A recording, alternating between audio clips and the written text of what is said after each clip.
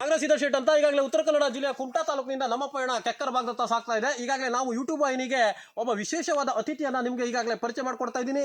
ಹಾಗೂ ಅವರು ಕೂಡ ಏನು ರೈತಾಪಿ ಇದರಲ್ಲಿ ಅವರು ಪರಿಣಿತರಾದಂಥವ್ರು.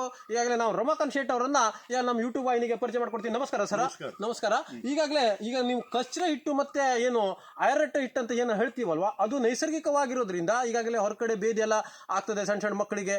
ಯಾವುದೇ ಡಾಕ್ಟರ್ ಹತ್ರ ಕರ್ಕೊಂಡು ಹೋದ್ರು ಅದು ಗುಣ ಆಗದಿದ್ದ ಸಮಯದಲ್ಲಿ ಇದರಿಂದ ಗುಣ ಆಗ್ತದೆ ಅಂತ ಹೇಳ್ತಾರೆ. ಯಾಕಂತ ಕೇಳಿದ್ರೆ ಇದು ಇದ್ರ ಬಗ್ಗೆ ತಾವು ಮಾಹಿತಿಯನ್ನು ಕೊಡಬೇಕು. ಯಾಕಂದ್ರೆ ಇದು ಯಾವ ರೀತಿ ಇದು ಇರ್ತದೆ, ಇದು ಕಚ್ಚರೆ ಹಿಟ್ಟು ಅಂದ್ರೆ ಈ ತರ ಗೆಡ್ಡೆ ಬರ್ತದೆ. ಅದು ನೋಡ್ಬೋದು ತಾವು, ಈ ತರ ಗೆಡ್ಡೆ ಬರ್ತದೆ.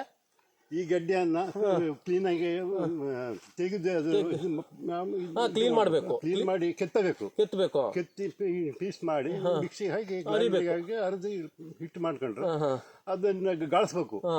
ಗಾಳಿಸಿದ ಬಟ್ಟೆ ಹಾಕಿ ಗಾಳಿಸಿ ಅದನ್ನ ನೀರು ಶಾಕ್ ಮಾಡಿ ಇಡ್ಬೇಕು. ಅದ್ರ ನಂತರ ಆ ಜಗಟ್ಟು ಇದೆಯಲ್ಲ ಅದು ಹೊತ್ತಾಕ್ಬೇಕು.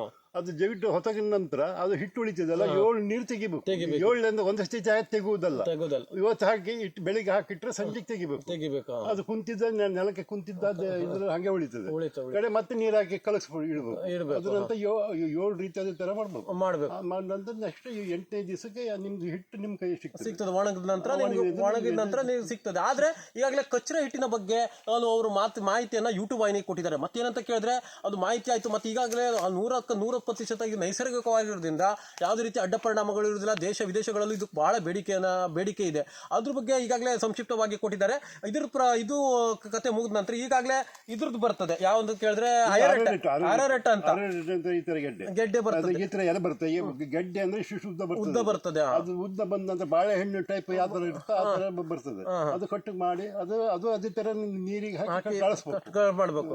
ಗಾಳಿಸಿದ ನಂತರ ಅದು ನೀರು ಕೆಳಗೆ ಕುಂತಿರೋದು ಅದನ್ನ 7 ದಿವಸ ಅದೇ ನೀರು ತೆಗೆದು ಮತ್ತೆ ಸ್ವಲ್ಪ ಕರಡಿ ಮತ್ತೆ ಇಡುವುದು.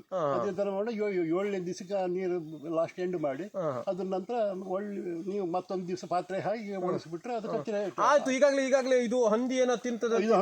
ಇದು ಹಂದಿ ತಿಂತದೆ. ಹಂದಿ ಎಷ್ಟೇ ಮಾಡಿಟ್ರು ಅದು ರಾತ್ರಿ ಹೊತ್ತು ಅಕ್ಕಂಡು ತಿಂದೋಗ್ಬಿಡ್ತದೆ.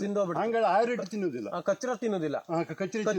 ಐರಟ್ಟೆ ತಿಂತದೆ ಅಂತ ಟೇಸ್ಟ್ ಉಳಿತದೆ ಅನ್ಕೊಂಡು ಹಂದಿ ವ್ಯಾಪಾರದಲ್ಲಿ ಈಗಾಗಲೇ ಅವ್ರಿಗೆ ಏನಾಗ್ತದೆ ಕೇಳಿದ್ರೆ ಐರಟ್ಟೆ ಕಡಿಮೆ ಆಗಿರೋದ್ರಿಂದ ಅದಕ್ಕೆ ಕಚ್ಚರೆ ಜಾಸ್ತಿ ಆಗಿರ್ತದೆ. ಅದಕ್ಕೆ ಬೇಡಿಕೆ ಅವ್ರು ಏನು ಮಾಡ್ತಾ ಇದ್ದಾರೆ ಕೇಳಿದ್ರೆ ಹೆಚ್ಚಿನದಾಗಿ ಒಳ್ಳೇದು ಐರಟ್ಟೆನೇ ಒಳ್ಳೇದಲ್ಲ. ಐರಟ್ಟೆ ಜೀವಕ್ಕೆ ಒಳ್ಳೇದು. ಮತ್ತೆ ಅಂತ ಕೇಳಿದ್ರೆ ಏನು ಬೇದಿ ಎಲ್ಲ ಆಗ್ತದೆ. ಹೊರಗಡೆ ಏನಂತೀವಲ್ಲ ಬೇದಿ ಎಲ್ಲ ಆಗ್ತದಲ್ಲ, ಪಳಾರಕ್ಕೆ ತಂಪಾದ ಒಂದು ಆಹಾರ ಆಗಿರೋದ್ರಿಂದ ಮಣ್ಣಿ ಮಾಡೋದಕ್ಕೂ ಕೂಡ.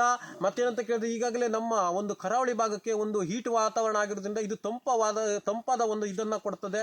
ಮತ್ತೇನಂತ ಕೇಳಿದ್ರೆ ಇದು ಕಚ್ಚರೆ ಏನು ಐರಟ್ಟೆ ಏನಿದೆ ಗೆಡ್ಡೆ ಉದ್ದ ಬರ್ತದೆ. ಇದ್ರದ್ದು ಕಚ್ಚರದ ಏನು ಗಿಡ್ಡ ಬರ್ತದೆ ಅನ್ನುವಂಥದ್ದು ಮಾಹಿತಿಯನ್ನು ಕೊಟ್ಟಿದ್ದಾರೆ. ಮತ್ತೆ ಈಗ ಈ ತರ ನೋಡಿ ಇದ್ರ ಬಗ್ಗೆ ತಮಗೆ ಮಾಹಿತಿಯನ್ನು ಕೊಡ್ತೀನಿ. ಇದು ನೋಡಿ ಇಲ್ಲಿ ಕಪ್ಪುದ ಒಂದು ಗೆರೆ ಬರ್ತದೆ. ಇದಕ್ಕೆ ಇದು ಕಚ್ಚರೆ ಹಿಟ್ಟಿಂದ ಬರ್ತದೆ. ತಾವನ್ನ ನೋಡಬಹುದು, ಎಲೆಯಲ್ಲೇ ಗುರ್ತ ಹಿಡಿಬಹುದು. ಇದು ಗೆರೆ ಕಪ್ಪು ಬರ್ತದೆ ಮೇಲೆ. ಇದಕ್ಕೆ ನೋಡಿದ್ರೆ ಈ ತರ ಬರ್ತದೆ. ಇದು ಕಪ್ಪು ಬರೋದಿಲ್ಲ. ಸ್ವಲ್ಪ ಈಗ ತಾವು ನೋಡ್ಬೋದು ಎಲ್ಲದೂ ಕೂಡ ಅರಿಶಿನ ಎಲೆನೂ ಕೂಡ ಇದೇ ತರ ಬರ್ತದೆ. ಆದ್ರೆ ಕಪ್ಪು ಬರೋದಿಲ್ಲ. ಈಗ ಅರಿಶಿನ ಎಲೆನೂ ಕೂಡ ಇದ್ರ ತರ ಸೇಮ್ ಸಿಸ್ಟಮ್ ಬರ್ತದೆ. ಆದ್ರೆ ಈ ಅರಿಶಿನ ಎಲೆಗೆ ಈ ತರ ಕಪ್ಪು ಬರೋದಿಲ್ಲ. ಇದಕ್ಕೆ ಕಪ್ಪು ಬರ್ತದೆ. ಇದು ಕಚ್ಚರದ ಎಲೆ, ಇದು ಕಚ್ಚರೆ ಎಲೆ ಅಂತ ಹೇಳ್ತೀವಿ. ಇದು ಐರಟ್ಟೆ ಎಲೆ ಅಂತ ಕೂಡ ಹೇಳ್ತೀವಿ. ತಾವು ನೋಡ್ಬೋದು ಇದನ್ನ.